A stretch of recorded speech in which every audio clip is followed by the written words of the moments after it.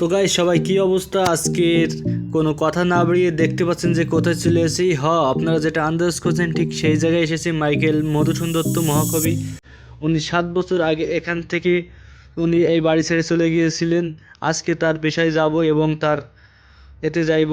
আজকের আমরা যাইতে যে এমন একটা ভোগান্তির ভিতরে পড়েছি, এই যে ঘাটটা ছিল আগে ব্রিজ ছিল, ব্রিজটা ভেঙে গেছে কোনো একটা কারণের জন্য, এখন নির্মাণের কোনো কাজই দেখতেছি না। আর যে ব্রিজটা পার হওয়ার পরে যে ইকো পার্কটা, অবশ্যই ইকো পার্কটা আপনারা প্রদর্শন করবেন, কারণ আমরা দুই বন্ধু এখানে সময় পাইলে আসি, কারণ এখানকার যে ইকো সেট পার্কটা অনেক সুন্দর, আপনাদের বলে বোঝাতে পারতাম না। এখানে আসলে আপনার জীবনের একটা অন্যতম মুহূর্ত কাটাতে পারবেন। আর আপনার প্রিয় মানুষটা যদি নিয়ে এখানে আসতে চান তাহলে আর তো কোনো কথাই নাই। পুরো অসাম জায়গাটা।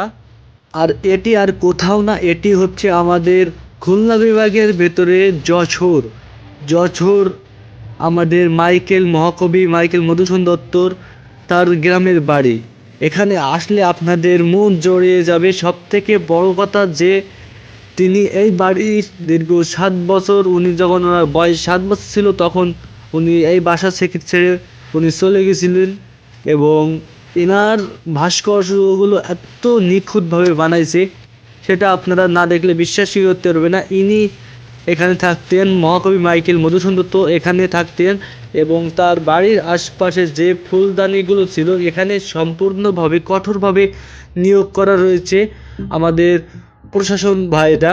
এনারা অনেক যত্ন সহকারে তারা পাহারা দিচ্ছে। এবং এখানে যে মহাকবি মাইকেল মধুসূদন দত্ত যেগুলো ইউজ করতো সেগুলো কিছু ভাস্কর্য এখানে দেওয়া আছে। তো সবাই ভালো থাকবেন এবং নেক্সটে আরও ধামাকা বোলাক আসবে।